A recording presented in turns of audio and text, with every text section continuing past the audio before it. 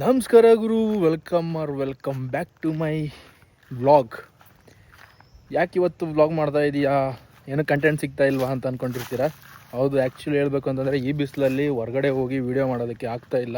And ಈ ಬಿಸಿಲಲ್ಲಿ ನಮ್ಮ ತೋಟನ ಫಸ್ಟು ಉಳಿಸ್ಕೊಂಡ್ರೆ ಸಾಕಾಗೈತೆ. ಆ್ಯಕ್ಚುಲಿ ಹೇಳಬೇಕು ಅಂತಂದರೆ ಈ ಬೇಸಿಗೆಗಾಲದಲ್ಲಿ ನಮ್ಮ ತೋಟನ ಫಸ್ಟು ಉಳಿಸ್ಕೊಂಡ್ರೆ ಸಾಕಾಗೈತೆ.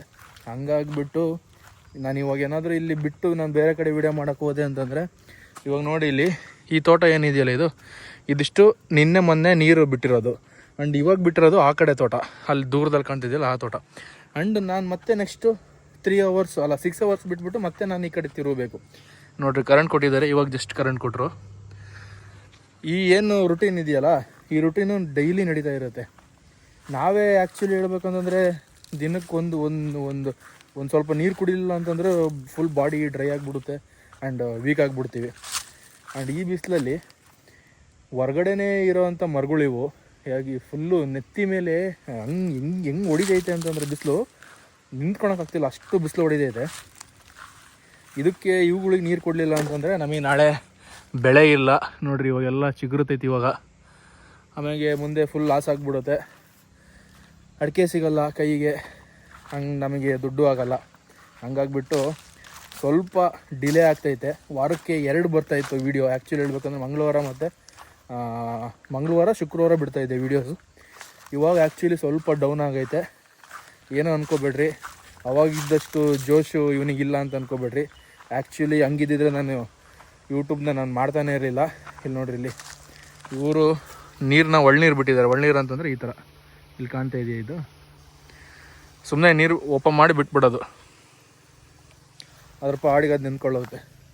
ಈ ಥರ ಬಿಟ್ಟರೆ ಏನಾಗೋದು ಗೊತ್ತಾ, ಆ್ಯಕ್ಚುಲಿ ಹೇಳಬೇಕು ಅಂತಂದರೆ ಈ ಥರ ಬಿಟ್ಟರೆ ಬೇಗ ಡ್ರೈ ಆಗಿಬಿಡುತ್ತೆ. ಈ ಡ್ರಿಪ್ ಇರಿಗೇಷನ್ ಬಿಡ್ತೀವಲ್ಲ, ಅದು ಒಂದೊಂದೇ 3 ಗಂಟೆ ಬಂತು ಅಂತಂದರೆ ಎಷ್ಟೋ ನೀರು ಇಟ್ಕೊಂಡಿರುತ್ತೆ ಭೂಮಿ. ಈ ಥರ ಒಳ್ನೀರು ಬಿಟ್ವಿ ಅಂತಂದರೆ ನಾವು ಡೈಲಿ ರುಟೀನ್ ಚೇಂಜ್ ಮಾಡ್ತಾನೇ ಇರಬೇಕು. ಇವಾಗ ನಾವು ಬಿಟ್ಟಿರೋದು ಯಾವ ಥರ ಅಂತಂದರೆ ಇಲ್ಲಿ ತೋರಿಸ್ತೀನಿ ನೋಡಿ ನಿಮಗೆ. ಇದು ನಾವು ಬಿಟ್ಟಿರೋದು ಇವಾಗ ಡ್ರಿಪ್ ಇರಿಗೇಷನ್. ನೋಡಿ, ಬುಡ ಇಲ್ಲಿದೆಯಾ, ಬುಡದ ಪಕ್ಕದಲ್ಲೇ ನೀರು ಹೋಗ್ತಾ ಇರುತ್ತೆ. ಹಂಗಾಗ್ಬಿಟ್ಟು ಫುಲ್ ಹಸಿ ಇರುತ್ತೆ. ಈ ಥರ ಬಿಡ್ಬೋದು, ಬಟ್ ಅವ್ರದ್ದೇನೋ ಡ್ರಿಪ್ಗಳು ಹಾಳಾಗಿದೆ ಅಂತಂದ್ಬಿಟ್ಟು ಈ ಥರ ಮಾಡಿದ್ದಾರೆ, ಪೈಪಲ್ಲಿ ಬಿಡ್ತಾಯಿದ್ದಾರೆ. ಆ್ಯಂಡ್ ಯಾಕೆ ಈ ವ್ಲಾಗ್ ಇವತ್ತು ಮಾಡ್ತಾಯಿದ್ದೀನಿ ಅಂತಂದರೆ, ಬೇರೆ ಏನು ಮಾಡೋದಕ್ಕೆ ನನಗೆ ಐಡಿಯಾಸ್ ಬರಲಿಲ್ಲ. ಆ್ಯಂಡ್ ಮಿನಿ ವ್ಲಾಗ್ ಎಲ್ಲ ಬರ್ತಾ ಇರುತ್ತೆ. ಮಿನಿ ವ್ಲಾಗು ಮತ್ತು ಬೇರೆ ಥರದ್ದು ಸಿಂಪಲ್ ರೀಲ್ಸ್ಗಳು ಅದು ಇದೆಲ್ಲ ನನ್ನ ಇನ್ಸ್ಟಾಗ್ರಾಮಲ್ಲೆಲ್ಲ ಬರ್ತಾ ಇರುತ್ತೆ. ಇಲ್ಲಿ ನೋಡಿರಿ, ಇಲ್ಲಿ ನಮ್ಮ ಬೇಬಿ ಹೆಂಗೆ ಕಾಣ್ತಾವಳೆ. ವಾಶ್ ಮಾಡಿಸಿಲ್ಲ ಗುರು, ವಾಶ್ ಮಾಡಿಸ್ಬೇಕು. ನೋಡಿರಿ, ಫುಲ್ ಗಬ್ಗೆಟ್ ಹೋಗ್ಬಿಟ್ಟಿದೆ. ಹಿಂಗಿದ್ರೇ ನೋಡೋಕೆ ಚೆನ್ನಾಗೆ. ಆ್ಯಕ್ಚುಲಿ ಹೇಳ್ಬೇಕು ಅಂತಂದರೆ ವಾಶ್ ಮಾಡಿಸಿದ್ರೆ ಇನ್ನೂ ಚೆನ್ನಾಗಿ ಕಾಣುತ್ತೆ. ಆ್ಯಂಡ್ ಕಮೆಂಟ್ ಮಾಡಿರಿ, ನಂದು ಡೈಲಿ ವ್ಲಾಗು ಮಾಡಿದರೆ ನಿಮ್ಗೆ ಇಷ್ಟ ಆಗುತ್ತೆ ಅಂತಂದ್ಬಿಟ್ಟು. ಡೈಲಿ ವ್ಲಾಗ್ ಅಂತಂದರೆ ನಾನು ಇವಾಗ ಏನು ಮಾಡ್ತಾಯಿದ್ದೀನಲ್ಲ, ಬೆಳಗ್ಗೆಯಿಂದ ಎದ್ದು ಏನೇನು ಮಾಡಿದೆ, ಎಲ್ಲಿಗೆ ಹೋದೆ, ಏನು ಮಾಡಿದೆ, ಊಟ ಮಾಡಿದೆ, ಅದನ್ನು ಮಾಡಿದೆ, ಇದನ್ನು ಮಾಡಿದೆ, ಅದನ್ನೇ ಒಂದು ವೀಡಿಯೋ ಮಾಡಿ ಹಾಕಿದೆ ಒಂದು ಡೈಲಿ ವ್ಲಾಗ್ ಅಂತ ಹೇಳ್ತಾರೆ. ಏನು ನಾನು ಮಿನಿ ವ್ಲಾಗ್ ಮಾಡ್ತಾಯಿದ್ದೀನಲ್ಲ, ಅದರದ್ದು ನೆಕ್ಸ್ಟ್ ವರ್ಷನ್ ಡೈಲಿ ವ್ಲಾಗ್. ಅಂದರೆ ಅದು ಒಂದು 15 ನಿಮಿಷದ್ದು 20 ನಿಮಿಷದ ವೀಡಿಯೋ ಇರುತ್ತೆ. ಅದು ಜಾಸ್ತಿ ಓಡಲ್ಲ ಸದ್ಯಕ್ಕೆ ವೀಡಿಯೋಸ್ಗಳು, ಯಾರು ಅಷ್ಟೊಂದು ನೋಡಲ್ಲ ಜನಗಳು. ಮಿನಿ ವ್ಲಾಗ್ ಆದರೆ ಹಿಂಗೆ ರೀಲ್ಸ್ ಹಿಂಗೆ ಎತ್ಕೊಂಡು ನೋಡ್ತಾ ಇರ್ತಾರೆ. ಅದರಲ್ಲಿ ಒಂದು 2 ಮಿನಿಟ್ಸ್ ಮ್ಯಾಕ್ಸ್ ಅಂದರೆ 2 ಮಿನಿಟ್ಸ್ ನೋಡ್ತಾರೆ ಜನ. ಹಂಗಾಗಿಬಿಟ್ಟು ನಾನು ಮಿನಿ ವ್ಲಾಗ್ನ ಚೂಸ್ ಮಾಡಿದ್ದು. ಆ್ಯಂಡ್ ಇವತ್ತಿನ ಟಾಪಿಕ್ ಬಂದುಬಿಟ್ಟು, ಸ್ವಲ್ಪ ಜನ ನನಗೆ ಏನಂತ ಕೇಳ್ತಾರೆ ಅಂತಂದರೆ, ಇವಾಗ ಎಲ್ಲಾದರೂ ಫಂಕ್ಷನು, ನಿನ್ನೆನೋ ಒಂದು ಫಂಕ್ಷನ್ಗೆ ಅಟೆಂಡ್ ಮಾಡಿದ್ದೆ, group ಪ್ರವೇಶದ್ದು night.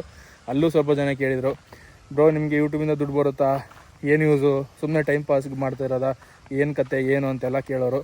And ಎಜುಕೇಷನಲ್ಲಿ move ಆಗ್ಬೋದಿತ್ತು, job ಮಾಡ್ಬೋದಿತ್ತು, ಹಂಗೆ ಹಿಂಗೆ ಅಂತೆಲ್ಲ ಕೇಳಿದರು.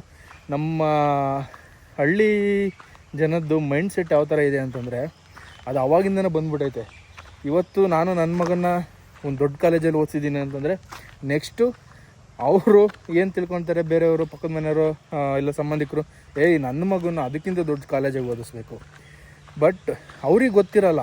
ಬಟ್ ಅವ್ರಿಗೆ ಗೊತ್ತಿಲ್ಲ ಆ ಹುಡುಗ ಆಗಿರ್ಬೋದು, ಆ ಹುಡುಗಿ ಆಗಿರ್ಬೋದು, ಆ ಸ್ಟೂಡೆಂಟ್ ತಲೆಯಲ್ಲಿ ಏನಿದೆ, ಅವನು ಏನು ಮಾಡಬೇಕು ಅಂದ್ಕೊಂಡಿದ್ದಾನೆ ಮುಂದೆ ಲೈಫಲ್ಲಿ, ಅದು ಅವ್ರಿಗೆ ಸ್ವಲ್ಪನೂ ಅರ್ಥ ಆಗಿರಲ್ಲ. ಆ್ಯಂಡ್ ಇನ್ನೊಂದು ನಾನೇನು ಹೇಳೋಕ್ಕೆ ಇಷ್ಟಪಡ್ತೀನಿ ಅಂತಂದರೆ, ಇವಾಗಿನ ಜನ್ರೇಷನಲ್ಲಿ ಇವಾಗ ಔಟ್ಪುಟ್ ಆಗ್ತಿರೋ ಬ್ಯಾಚಸ್ಗಳು ಅಂತಂದರೆ ಇವಾಗ ಗ್ರ್ಯಾಜುಯೇಟ್ ಆಗಿ ಹೊರಗಡೆ ಬರ್ತಾ ಇರೋರು, ಜಾಬ್ ಹುಡುಕ್ತಾ ಇರೋರು 1,20,00,000 ಜನ ಏನೋ ಇವಾಗಿನ ಏನೋ ಸರ್ವೆ ಪ್ರಕಾರ ಗೊತ್ತಾಗಿರೋದು.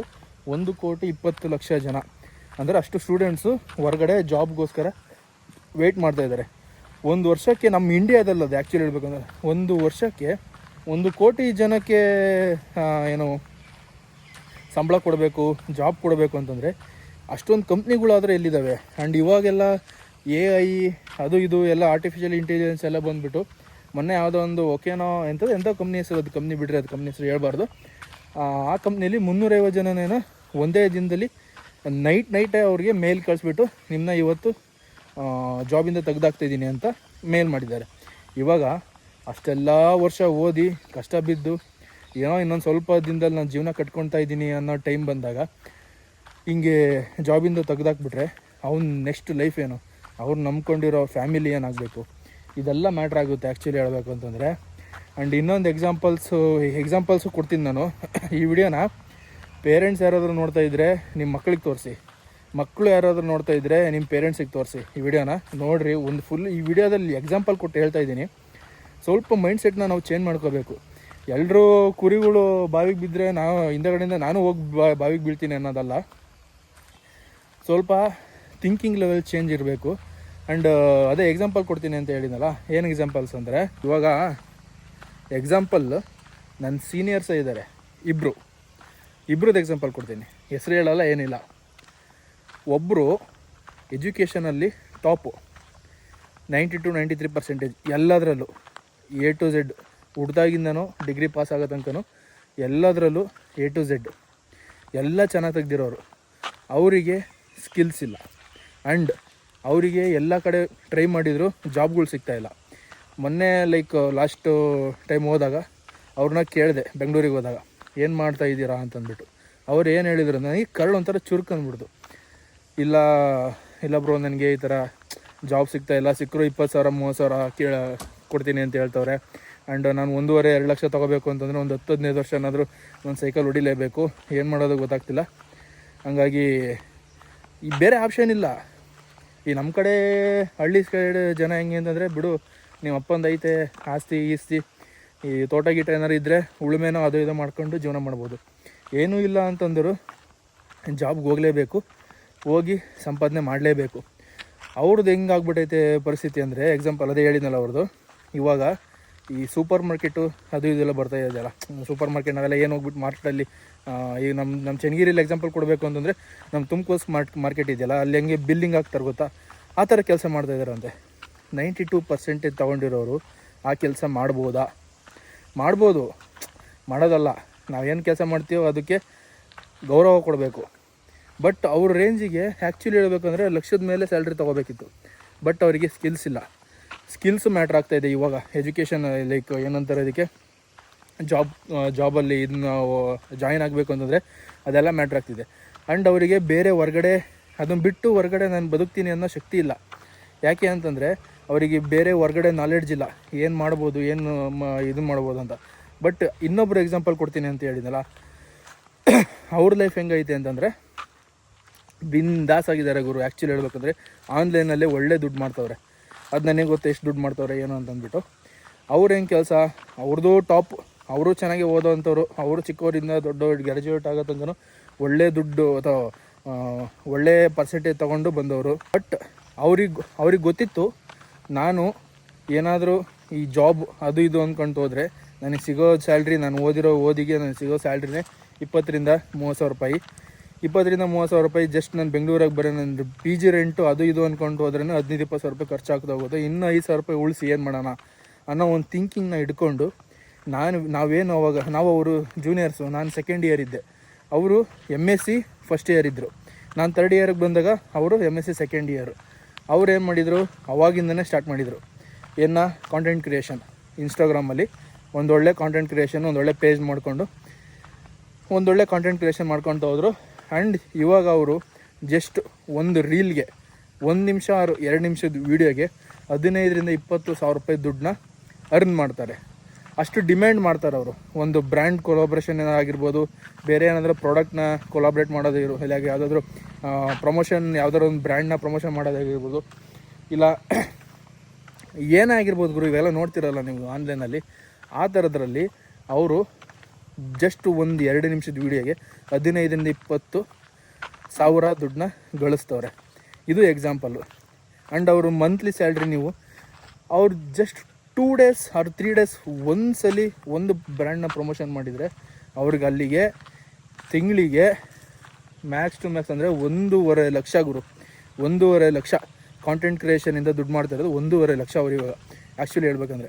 ಆ ಥರ ಏನಾದ್ರು ಸ್ಕಿಲ್ಸ್ನ ಡೆವಲಪ್ ಮಾಡ್ಕೊಳ್ರಿ. ಇವಾಗ ನಾನು ಇರೋ ಫೀಲ್ಡಲ್ಲಿ ನಾನು ಏನು ಮಾಡ್ತಾಯಿದ್ದೀನಲ್ಲ, ಇದು ಕಾಂಟೆಂಟ್ ಕ್ರಿಯೇಷನ್ ಫೀಲ್ಡೇ. ನನಗೆ ಯಾಕೆ ಇವಾಗ ದುಡ್ಡು ಬರ್ತಾ ಇಲ್ಲ ಅಂತಂದರೆ, ಬ್ರೋ ಅವರು 3-4 ವರ್ಷ ಸೈಕಲ್ ಹೊಡೆದಿರ್ತಾರೆ. ಹಂಗಾಗಿಬಿಟ್ಟು ಅವ್ರಿಗೆ ಸ್ವಲ್ಪ ಇವಾಗ ದುಡ್ಡು ನೋಡ್ತಾರೆ. ನಂದಿನ್ನು ಜಸ್ಟ್ 8 ತಿಂಗಳಾಗಿರ್ಬೋದು ಅಷ್ಟೇ, ಮ್ಯಾಕ್ಸ್ ಟು ಮ್ಯಾಕ್ಸ್. ನಾನು ಇವಾಗ ಮಾಡೋಕ್ಕೆ ಸ್ಟಾರ್ಟ್ ಮಾಡಿದ್ರೆ 8 ತಿಂಗಳಾಗಿರ್ಬೋದು. ಆ್ಯಂಡ್ ನಾನು ಜಾಸ್ತಿ ಫೋಕಸ್ ಮಾಡಿದ್ದೆ ಯೂಟ್ಯೂಬಲ್ಲಿ. ಹಂಗಾಗಿಬಿಟ್ಟು ಸ್ವಲ್ಪ ಅರ್ನಿಂಗ್ ಕಮ್ಮಿ. ಅದೇ ಏನಾದರೂ ನಾನು ಇನ್ಸ್ಟಾಗ್ರಾಮಲ್ಲಿ ಸ್ಟಾರ್ಟಿಂಗಿಂದ ಮಾಡ್ಕೊಂಡು ಹೋಗಿದ್ರೆ ಇಷ್ಟೊತ್ತಿಗೆ ಒಂದು 10,000 ಫಾಲೋವರ್ಸ್ ಮಾಡ್ಕೋಬೋದಿತ್ತು. ನಾನು ಡಿಮ್ಯಾಂಡ್ ಮಾಡ್ಬೋದಿತ್ತು. ಒಂದು ಬ್ರ್ಯಾಂಡ್ ಕೊಲಾಬ್ರೇಷನ್ಗೆ ಒಂದು 10,000 ರೂಪಾಯಿ ಇಲ್ಲ 15,000 ರೂಪಾಯಿ ನಾನು ಡಿಮ್ಯಾಂಡ್ ಮಾಡ್ಬೋದಿತ್ತು. ಮಾಡ್ತೀನಿ, ಮುಂದೊಂದು ದಿನ ಎಲ್ಲದನ್ನೂ ಮಾಡ್ತೀವಿ. ಬಟ್ ನಾನು ಇವಾಗಿನ ಯೂತ್ಸಿಗೆ ಏನು ಹೇಳ್ತೀನಿ ಅಂತಂದರೆ, ನಿನಗೇನಾದರೂ ಸ್ಕಿಲ್ಸ್ ಇದೆಯಾ ಗುರು, ಮನೆಗೆ ಅಪ್ಪ ಅಮ್ಮನ ಹತ್ರ ಮಾತಾಡು. ಈ ವಿಡಿಯೋನ ಪೇರೆಂಟ್ಸ್ ನೋಡ್ತಾಯಿದ್ರೆ ನೀವು ಯಾವತ್ತಾರು ಹೋಗ್ಬಿಟ್ಟು ನಿಮ್ಮ ಮಕ್ಳಿಗೆ ಕೇಳಿದ್ದೀರಾ, ಮಗ ನೀನು ಏನು ಮಾಡಬೇಕು ಅಂದ್ಕೊಂಡಿದ್ದೀಯಾ, ನೀನೇನಾದರೂ ಲೈಕ್ ಸ್ಪೋರ್ಟ್ಸಲ್ಲಾಗಿರ್ಬೋದು, dance, cultural events like Yakshagana ಆಗಿರ್ಬೋದು, ಡ್ಯಾನ್ಸ್ ಆಗಿರ್ಬೋದು, ಸ್ಪೋರ್ಟ್ಸ್ ಆಗಿರ್ಬೋದು, ವಾಲಿಬಾಲ್, ಥ್ರೋಬಾಲ್, ಫುಟ್ಬಾಲ್, ಇಲ್ಲ ಈ ಥರ ಯೂಟ್ಯೂಬ್ ಕಂಟೆಂಟ್ ಕ್ರಿಯೇಷನ್ಸು, ಇಲ್ಲ ಆ್ಯಕ್ಟಿಂಗ್ ಸ್ಕಿಲ್ಸು, ಆ ಥರ ಏನಾದರೂ ಇದ್ದರೆ ಪಕ್ಕ ಹೇಳ್ತೀನಿ ಕೇಳ್ರಿ. ಅವರು ಜೀವನನ ಆರಾಮು ರೂಪಿಸ್ಕೋಬೋದು. ಸ್ವಲ್ಪ ಧೈರ್ಯ ಬೇಕು, ಒಂದು 2-3 ವರ್ಷ ಸೈಕಲ್ ಹೊಡಿಬೇಕು. ಹೊಡೆದ್ರೇ ಮುಂದೊಂದು ದಿನ ನೀನು ಆರಾಮಾಗಿ ಕೂತ್ಕೊಂಡು ಜೀವನ ಮಾಡೋಷ್ಟು ದುಡ್ಡನ್ನ ಅರ್ನ್ ಮಾಡ್ಬೋದು. ಇದನ್ನು ಯಾಕೆ ಹೇಳ್ತಾ ಇದ್ದೀನಿ ಅಂತಂದರೆ, ಇದೆಲ್ಲ ಐ ಥಿಂಕ್ ನನಗೆ ನಾನು ನೋಡಿರೋ ಪ್ರಕಾರ ಸಿಟಿಗಳಲ್ಲಿ ಈ ಥರ ಎಲ್ಲ ಇಲ್ಲ. ಲೈಕ್ ನಾನು ಹಿಂಗೆ ಇವತ್ತಿನ ನನ್ನ ಮಗನ ಈ ಕಾಲೇಜಲ್ಲಿ ಓದಿಸಿದೆ, ನಾನು ಮುಂದಿನ ವರ್ಷ ಅದಕ್ಕಿಂತ ದೊಡ್ಡ ಕಾಲೇಜಲ್ಲಿ ಓದಿಸ್ಬೇಕು ಅಂತ ಅಂದ್ಬಿಟ್ಟು ಇವಾಗೆಲ್ಲ ಹೆಂಗಾಗ್ಬಿಟ್ಟೈತೆ ಅಂದರೆ, ನಮ್ಮ ಹಳ್ಳಿ ಸೈಡು ಈ ಮೆಂಟಾಲಿಟಿ ಜಾಸ್ತಿ ಆಗಿಬಿಟ್ಟೈತೆ. ಇವತ್ತು ನಾನು ನನ್ನ ಮಗನ ಈ ಕಾಲೇಜಲ್ಲಿ ಓದಿಸಿದ್ದೀನಿ, ನಾನು ಅವ್ನು ಇಂಜಿನಿಯರಿಂಗ್ ಮಾಡ್ತೀನಿ, ಅವನೊಂದು ಡಾಕ್ಟ್ರನ್ನ ಮಾಡ್ತೀನಿ. ಗುರು, ಒಂದು ಸಿಂಪಲ್ ಎಕ್ಸಾಂಪಲ್ ಕೊಡ್ತೀನಿ ನೋಡು. ನೀನೇನಾದರೂ ಎಲ್ಲರೂ ಥರ ಹೋಗು ಬೇಡನಲ್ಲ, ಮುಂದೆ ನೀನು ಏನು ಆಪ್ಷನ್ ಇಲ್ಲ ಅಂತಂದರೆ ಜಾಬ್ಗೆ ಹೋಗ್ತೀಯ, ದುಡ್ಡು ಮಾಡ್ತೀಯ, ಆರಾಮಾಗಿರ್ತೀಯ. ನಿನಗೆ ಸ್ಕಿಲ್ಸ್ ಇದ್ದು, ಇಲ್ಲ ಗುರು ನಾನು ಜನಗಳಿಗೆ ಎದುರ್ಕೊಳ್ತಾಯಿದ್ದೀನಿ, ನನಗೆ ಕೈ ಏನೂ ಮಾಡೋಕ್ಕಾಗ್ತಿಲ್ಲ, ನನಗೆ ಆಗೋದೇ ಇಷ್ಟು, ನನ್ನ ಕೈಗೆ ಆಗಲ್ಲ ಅಂತಂದ್ಬಿಟ್ಟು ನೀನು ಜಾಬ್ ಮಾಡ್ಕೊಂಡು ಹೋದೆ ಅಂದರೆ, ಎಕ್ಸಾಂಪಲ್ಲು ಜಾಬ್ಗೆ ಹೋಗ್ತೀಯ ಅನ್ಕೋ, ಜಾಬ್ಗೇನೋ ಹೋಗ್ತೀಯ, ಒಂದು 50,000 ಸ್ಯಾಲ್ರಿ ತೊಗೊತೀಯ. ಅದರಲ್ಲಿ ನೀನು ಒಂದು 20,000 25,000 ರೂಪಾಯಿ ಮನೆ ಖರ್ಚು, ಮಕ್ಕಳ ಖರ್ಚು, ನೀನೇನಾರು ಕಾರ್ ತೊಗೋಬೇಕು ಅಂತ ಆಸೆ ಇರುತ್ತೆ, ಕಾರ್ ತೊಗೊತೀಯ, ಅದರ EMI ಕಟ್ತೀಯ, ಆಯಿತಾ? EMI ಕಟ್ತೀಯ. ನೆಕ್ಸ್ಟು ಮಂತು EMI ಕಟ್ಟೋಕ್ಕೆ ಬಂದೇ ಬರುತ್ತಾ, EMI ಡೇಟ್ ಬಂದೇ ಬರುತ್ತಾ, ನೀನು ನೆಕ್ಸ್ಟ್ ಮಂತ್ ನೀನು ಕೆಲಸಕ್ಕೆ ಹೋಗಲೇಬೇಕು. ಯಾರು ಕೊಡ್ತಾರೆ ದುಡ್ಡು ನಿನಗೆ? EMI ಕಟ್ಟಬೇಕು ಅಂತಂದರೆ ನೀನು ಕೆಲಸ ಮಾಡಬೇಕು, ನೀನು EMI ಕಟ್ಕೋಬೇಕು. ಅದೇ 4 ವರ್ಷ ನೀನು ಏನೂ ದುಡಿಲಿಲ್ಲ ಅಂದರೆ ಪರವಾಗಿಲ್ಲ, ನಿನ್ನ ಮನೇಲಿ ದುಡ್ದು ತಂದಾಕಪ್ಪ ಅಂತ ಯಾರು ಕೇಳಿರಲ್ಲ. ನಿಮ್ಮ ಪೇರೆಂಟ್ಸ್ ಹೇಳೋದೇನೋ ಜೀವನದಲ್ಲಿ ಸಕ್ಸಸ್ ಆಗುವಂತ. ಬಟ್ ಇವರಿಗೆ ನಮ್ಮ ಪೇರೆಂಟ್ಸ್ಗಳಿಗೆ ಎಜುಕೇಟೆಡ್ ಪೇರೆಂಟ್ಸ್ಗಳಿಗೆ ಹೇಳಿದರೆ ಪಟ್ಟಂತ ಅರ್ಥ ಆಗ್ಬಿಡುತ್ತೆ. ಇವಾಗ ಅವಾಗಿನ ಕಾಲದಾಗೆಲ್ಲ ಎಜುಕೇಷನ್ ಅಂದ್ರೇ ಸ್ವಲ್ಪ ಕಷ್ಟ ಅನ್ನೋ ಟೈಮಲ್ಲಿ, ಇವಾಗ ನಮ್ಮ ಪೇರೆಂಟ್ಸ್ ಎಲ್ಲ ಸ್ವಲ್ಪ ಓದಿದ್ದಾರೆ, ಸ್ವಲ್ಪ ಓದಿಲ್ಲ, ಅವ್ರಿಗೆಲ್ಲ ನಾವು ಕೂತ್ಕೊಂಡು ಎಕ್ಸ್ಪ್ಲೇನ್ ಮಾಡಬೇಕು, ಈ ಥರ ಇದೆ ಮುಂದಿನ ಜೀವನ.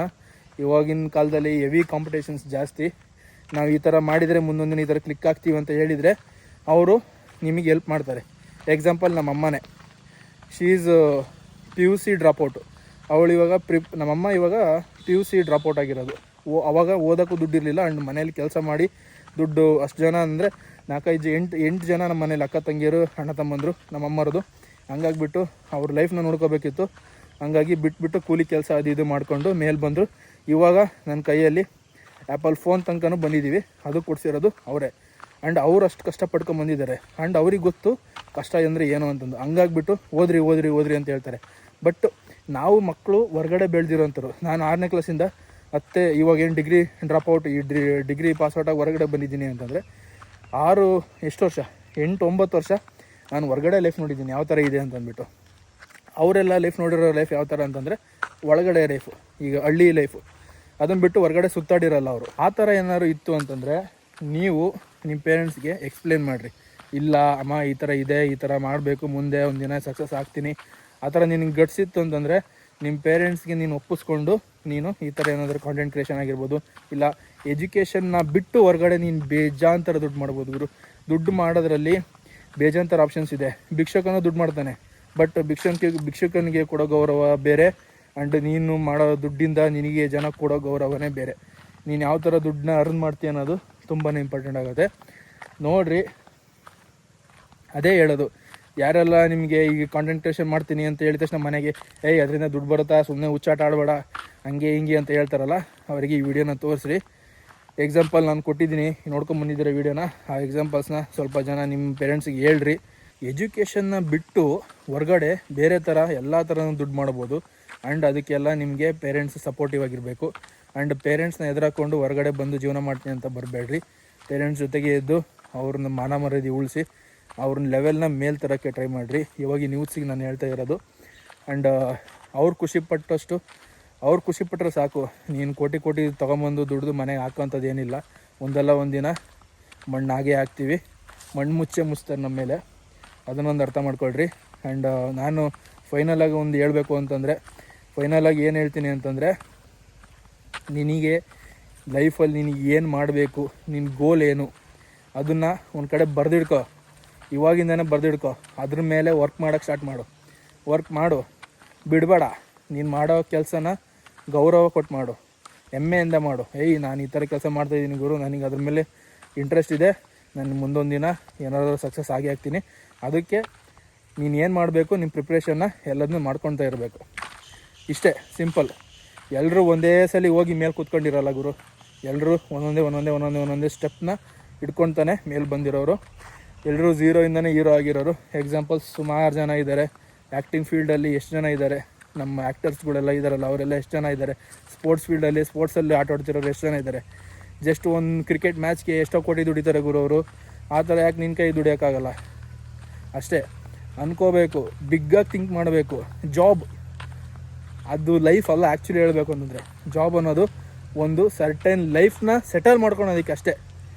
ದುಡ್ಡು ಬರ್ತೈತೆ, ತಿಂತೀಯ, ಉಣ್ತೀಯ, ಮಲ್ಕೊಳ್ತೀಯ, EMI ಕಟ್ತೀಯ, ಅಷ್ಟು ಬಿಟ್ಟರೆ ಬೇರೆ ಏನು ಮಾಡೋಕ್ಕಾಗಲ್ಲ. ಬಿಸ್ನೆಸ್ ಮಾಡ್ತೀಯಾ, ಆರಾಮಾಗಿ ಕೂತ್ಕೊಂಡು ನೀನು ನಿನ್ನ ಮಕ್ಕಳು ಕೂತ್ಕೊಂಡು ತಿನ್ನೋ ಹಾಗೆ ಬಿಸ್ನೆಸ್ ಮಾಡು. ಇಲ್ಲ ನೀವು ಹೊರಗಡೆ ಏನಾರು ಫೀಲ್ಡಲ್ಲಿ ಮಾಡ್ತೀಯಾ, ತಿಂಗಳಿಗೆ 10-15 ಲಕ್ಷ ದುಡ್ಡು ಬರೋ ಥರ ನೀನು ಮಾಡು. ಆವಾಗ ನೋಡು, ಆ ರೆಸ್ಪೆಕ್ಟೇ ಬೇರೆ ಥರ ಇರುತ್ತೆ. ಸ್ವಲ್ಪ ಜಾಸ್ತಿ ಬೋಧನೆ ಮಾಡಿದೆ ಅನಿಸುತ್ತೆ. ಆ್ಯಂಡ್ ಆ್ಯಕ್ಚುಲಿ ಹೇಳ್ಬೇಕಂತಂದರೆ ಇದು ರಿಯಲ್ ಫ್ಯಾಕ್ಟ್ ಗುರು. ಅರ್ಥ ಮಾಡ್ಕೋಬೇಕು. ಆ್ಯಕ್ಚುಲಿ ಹೇಳ್ಬೇಕಂದ್ರೆ ಪೇರೆಂಟ್ಸು ಅರ್ಥ ಮಾಡ್ಕೋಬೇಕು, ಇದನ್ನು ಸ್ಟೂಡೆಂಟ್ಸ್ಗಳು ಅರ್ಥ ಮಾಡ್ಕೋಬೇಕು. ಏನು ಆಗ್ತೈತೆ ಇವಾಗಿನ ಲೈಫಲ್ಲಿ. ಎಷ್ಟೋ ಲಕ್ಷ ಕೋಟಿಗಟ್ಟಲೆ ಜನ ಔಟ್ಪುಟ್ ಆಗ್ತಿದ್ದಾರೆ. ಅವರಿಗೆಲ್ಲ ಸ್ಯಾಲ್ರಿ ಕೊಡಬೇಕು. ಎಷ್ಟೋ ಜನ ಜಾಬ್ ಸಿಗದೆ ಮನೆ ಕೂತ್ಕೊಂಡು ಬರೀ ಟೈಮ್ ಪಾಸ್ ಮಾಡ್ಕೊಂಡು ಹೋಗ್ತಿರೋರು ತುಂಬ ಜನ ಇದ್ದಾರೆ. ಸರಿನಾ? ಅದ್ರ ನಡುವೆ ನೀನು ಕೂತ್ಕೊಂಡು ಟೈಮ್ ಪಾಸ್ ಮಾಡಬೇಡ. ಮುಂದೆ ನಿನಗೆ ಜಾಬ್ ಸಿಗೋಲ್ಲ ಅಂತ ಗೊತ್ತಾಯ್ತಾ, ಪಟ್ಟಂತ ಚೇಂಜ್ ಆಗಬೇಕು. ನೀನು ಏನು ಬೇಕೋ, ನೀನು ಏನು ಮಾಡಬೇಕು ಅಂದ್ಕೊಂಡಿದ್ಯಾ, ಚಿಕ್ಕವನಿಂದ ಏನು ಗೋಲ್ ತಲೆ ಹಿಡ್ಕೊಂಡಿದ್ದೆ, ಅದನ್ನು ಒಂದು ಅರ್ಥ ಮಾಡಿಕೊಂಡು ಅದ್ರ ಮೇಲೆ ವರ್ಕ್ ಮಾಡೋಕ್ಕೆ ಸ್ಟಾರ್ಟ್ ಮಾಡು. ಒಂದಲ್ಲ ಒಂದು ದಿನ ಸಕ್ಸಸ್ ಆಗೇ ಆಗ್ತೀಯಾ. ಆ್ಯಂಡ್ ಈ ವಿಡಿಯೋ ನಿಮಗೆ ಒಂದು ಕಡೆಯಿಂದ ಮೋಟಿವೇಟ್ ಮಾಡಿರುತ್ತೆ ಅಂದ್ಕೊಳ್ತೀನಿ. ಆ್ಯಂಡ್ ನಾನು ಏನು ಇವಾಗ ಕಿತ್ತು ದಬಾಕಿದ್ದೀನಿ ಅಂತ ಈ ವಿಡಿಯೋ ಮಾಡ್ತಾಯಿಲ್ಲ. ನಾನು ಇಡ್ತಾ ಇರೋದೇ ಏನು ಫಸ್ಟ್ ಸ್ಟೆಪ್ ಇದು. ಹಂಗಾಗಿ ಹೇಳ್ತಾ ಇದ್ದೀನಿ, ನಾನು ನೋಡಿರೋ ಒಂದು ಲೈಫ್ ಬೇರೆ, ನಮ್ಮ ಅಪ್ಪ ಅಮ್ಮ ಅವ್ರು ನೋಡಿರೋ ಒಂದು ಲೈಫ್ ಬೇರೆ. ಆ್ಯಂಡ್ ಇವಾಗಿನ ಜನ್ರೇಷನಲ್ಲಿ ಸ್ಟೂಡೆಂಟ್ಸು ಯಾವ ಥರ ನಿಮ್ಮ ಲೈಫ್ನ ಬಿಲ್ಡ್ ಮಾಡ್ಕೊಳ್ತೀರ ಅನ್ನೋದು ತುಂಬಾ ಇಂಪಾರ್ಟೆಂಟ್ ಆಗ್ತೈತೆ. ಇವಾಗೇನೋ ಅವರು ಪೇರೆಂಟ್ಸು ಲಕ್ಷ ಕೋಟಿಗಟ್ಟಲೆ ಕೊಟ್ಟು ಓದಿಸ್ಬೋದು, ಬಟ್ ಒಂದಿನ ನಿನಗೆ ಸ್ಯಾಲ್ರಿ ಕೊಡೋಕ್ಕೆ ಆಗಲ್ಲ ಅನ್ನೋ ಜಾಬ್ಗಳು ಬಂದರೆ ಏನು ಮಾಡ್ತೀಯ ಮುಂದೆ? ಸರಿನಾ? AI ಅದು ಇದೆಲ್ಲ ಇವಾಗ ತುಂಬ ಅದೇ ನಡೀತಾ ಇರೋದು. ಹಂಗಾಗ್ಬಿಟ್ಟು ಹೇಳ್ತಾ ಇದ್ದೀನಿ, ಸ್ಕಿಲ್ಸ್ನ ಡೆವಲಪ್ ಮಾಡ್ಕೊಡ್ರಿ. ನೀನು ಏನು ಗುರು, ನಿನ್ನ ತಲೆಯಲ್ಲಿ ಏನಿದೆ ಆ ಸ್ಕಿಲ್ಸ್ನ ಡೆವಲಪ್ ಮಾಡ್ಕೊ. ಅಷ್ಟೇ ಸಿಂಪಲ್. ಒಂದಲ್ಲ ಒಂದು ದಿನ ಅದೇ ನಿನಗೆ ಅನ್ನ ಹಾಕುತ್ತೆ. ಅನ್ನ ಅಲ್ಲ ಗುರು, ರೋಲ್ಸ್ ರಾಯ್ಸು ಅದು ಇದು ಏನು ಬೇಕು ಎಲ್ಲದನ್ನು ತಗೊಳ್ಳೋಷ್ಟು ದುಡ್ಡು ಮಾಡ್ಬೋದು. ಪೇಷನ್ಸ್ ಬೇಕು, ಹಾರ್ಡ್ ವರ್ಕ್ ಇಂಪಾರ್ಟೆಂಟು. ಚೆನ್ನಾಗಿರಬೇಕು ಲೈಫಲ್ಲಿ. ಆ್ಯಕ್ಚುಲಿ ಮಲ್ಕೊಂಡ್ರೆ ನೆಮ್ಮದಿಯಾಗಿ ನಿದ್ದೆ ಬರಬೇಕು. ಅಷ್ಟೇ ಸಿಂಪಲ್ಲು. ಆ್ಯಂಡ್ ಈ ವಿಡಿಯೋ ನಿಮಗೆ ಹೆಲ್ಪ್ಫುಲ್ ಆಯಿತು ಅಂದ್ಕೊಳ್ತೀನಿ. ವಿಡಿಯೋ ಇಷ್ಟ ಆಗಿದ್ದರೆ ಒಂದು ಲೈಕ್ ಮಾಡಿ, ಶೇರ್ ಮಾಡಿ, ಸಬ್ಸ್ಕ್ರೈಬ್ ಮಾಡಿಕೊಡ್ರಿ. ಯಾರ್ಯಾರು ಇನ್ನೂ ಸಬ್ಸ್ಕ್ರೈಬ್ ಮಾಡ್ಕೊಂಡಿಲ್ಲ, ನಾನು ವಿಡಿಯೋ ಫಸ್ಟ್ ಟೈಮ್ ನೋಡ್ತಾ ಇದ್ದೀರಾ, ಹೋಗ್ಬಿಟ್ಟು ಸಬ್ಸ್ಕ್ರೈಬ್ ಮಾಡಿಕೊಡ್ರಿ. ಆ್ಯಂಡ್ ಆ್ಯಕ್ಚುಲಿ ಹೇಳಿದ್ದೀನಿ, ಆವಾಗಿಂದನೇ ಹೇಳಿದ್ದೀನಿ, ಹೋಗ್ಬಿಟ್ಟು ಪೇರೆಂಟ್ಸ್ ಯಾರಾದರೂ ನೋಡ್ತಾ ಇದ್ದರೆ ಮಕ್ಳಿಗೆ ತೋರಿಸ್ರಿ, ಮಕ್ಕಳು ಯಾರಾದರೂ ನೋಡ್ತಾ ಇದ್ದರೆ ಪೇರೆಂಟ್ಸಿಗೆ ತೋರಿಸ್ರಿ. ಪೇರೆಂಟ್ಸು ಹೋಗ್ಬಿಟ್ಟು ನಿಮ್ಮ ಮಕ್ಳಿಗೆ ಕೇಳಿ, ಮಗನೇ ಮಗಳೇ ನೀನು ಮುಂದೆ ಏನಾಗಬೇಕು ಅಂದ್ಕೊಂಡಿದ್ಯಾ, ಏನು ಓದಬೇಕು ಅಂದ್ಕೊಂಡಿದ್ಯಲ್ಲ, ಓದೋದು ಟಿಲ್ ಡಿಗ್ರಿ ತನಕ ಅಷ್ಟೇ, ಅದ್ರ ಮೇಲೆ ಲೈಫ್ ಇರೋದು. ಓದಬೇಕು ಅನ್ನೋದು ಓದಿಸೋದು ಎಷ್ಟು ಓದಿಸ್ಬೇಕು ಅಷ್ಟು ಓದಿಸ್ಬೇಕು. ಅದ್ರ ಮುಂದಕ್ಕೆ ಅವ್ರ ಮಕ್ಳಿಗೆ ಬಿಟ್ಟಿದ್ದು ಆ್ಯಂಡ್ ಪೇರೆಂಟ್ಸ್ನಿಗೆ ಬಿಟ್ಟಿದ್ದು. ಏನು ಮಾಡಿಸ್ಬೇಕು ನನ್ನ ಮಗನ, ಸ್ವಲ್ಪ ದೊಡ್ಡದಾಗಿ ಥಿಂಕ್ ಮಾಡಿರಿ ಪೇರೆಂಟ್ಸ್. ಆ್ಯಕ್ಚುಲಿ ಹೇಳಬೇಕು ಅಂತಂದರೆ ಹೋಗಿ ಇವತ್ತೇ ಹೋಗ್ಬಿಟ್ಟು ನಿಮ್ಮ ಮಕ್ಳಿಗೆ ಕೇಳಿ ಏನಾಗಬೇಕು ಅಂದ್ಕೊಂಡಿದ್ಯಾ ಮಗನೇ ನೀನು ಮುಂದೆ, ಅದಕ್ಕೆ ನಾನು ಸಪೋರ್ಟ್ ಮಾಡ್ತೀನಿ ಅಂತಂದ್ಬಿಟ್ಟು ನೀವು ಸಪೋರ್ಟಿಗೆ ನಿಂತ್ಕೊಳ್ರಿ. ನಿನ್ನ ಮಗ ನಿನ್ನ ಮಕ್ಕಳು ನಿಮಗೆ ಒಂದು ಒಳ್ಳೆಯ ಹೆಸರು ತಂದು ಕೊಡೋ ಜವಾಬ್ದಾರಿ ಅವ್ರದ್ದು. ಹಾಳಾಗ್ತಿದ್ದಾರೆ ಅಂತಂದರೆ ಮೆಟ್ನಾಗ ಹೊಡೆದ್ಬಿಟ್ಟು ಸರಿ ದಾರಿಗೆ ತೊಗೊಂಬರ್ರಿ ಪೇರೆಂಟ್ಸು. ಹಾಳಾಗ್ತಿಲ್ಲ ನನ್ನ ಮಗ ಒಂದು ಒಳ್ಳೆಯ ದಾರಿ ಹೋಗ್ತಾಯಿದ್ದೀನಿ ಅಂತಂದರೆ ಅವನ್ನ ಹೆಂಗೆ ಬೆಳೆಸ್ಬೇಕು ಅನ್ನೋದು ನಿಮಗೆ ಬಿಟ್ಟಿದ್ದು. ಓಕೆ. ಆ್ಯಂಡ್ ಸ್ಟೂಡೆಂಟ್ಸಿಗೆ ಅದೇ ಹೇಳೋದು, ಅಪ್ಪ ಅಮ್ಮನ ಚೆನ್ನಾಗಿ ನೋಡ್ಕೊಳ್ರಿ. ಮುಂದೊಂದು ದಿನ ಬೆಳೆದೆ ಅಂತ ಒಂದು ಅಹಮ್ಮು ಒಂಥರ ಮೈ ಮೇಲೆ ದೆವ್ವ ಬರೋ ಥರ ಮಾಡಿಕೊಂಡು ಪೇರೆಂಟ್ಸ್ನ ದೂರ ಮಾಡ್ಕೊಬೇಡ್ರಿ. ಅವರಿಂದನೇ ನಿನ್ನಿಂದ ಅವರಲ್ಲ. ಅವ್ರ ಜನ್ಮ ಕೊಟ್ಟು ನಿನ್ನ ಬೆಳೆಸಿ ದುಡ್ಡು ಕೊಟ್ಟು ಓದಿಸಿ ಈ ಥರ ಬಂದಿದೆಯಾ ಅಂತಂದರೆ ಅದು ಅವ್ರು ಪಟ್ಟಿರೋ ಶ್ರಮ, ನೀನಲ್ಲ ಪಟ್ಟಿರೋದು. ಅದನ್ನು ನೀನು ಉಳಿಸ್ಕೊಂಡು ಬೆಳೆಸ್ಕೊಂಡು ಹೋಗೋದು ನಿನ್ನ ಜವಾಬ್ದಾರಿ. ಓಕೆನಾ? ಈ ವಿಡಿಯೋನ ಇಲ್ಲಿಗೆ ಎಂಡ್ ಮಾಡ್ತೀನಿ. ಈ ವಿಡಿಯೋ ಇಷ್ಟ ಆಗಿದ್ದರೆ ಒಂದು ಲೈಕ್ ಮಾಡಿ, ಶೇರ್ ಮಾಡಿ, ಕಮೆಂಟ್ ಮಾಡಿ, ಆ್ಯಂಡ್ ಸಬ್ಸ್ಕ್ರೈಬ್ ಮಾಡ್ಕೊಡ್ರಿ. ಆದಷ್ಟು ಬೇಗ ನೆಕ್ಸ್ಟ್ ವಿಡಿಯೋದಲ್ಲಿ ಸಿಗ್ತೀನಿ. ಟಾಟಾ ಬಾಯ್.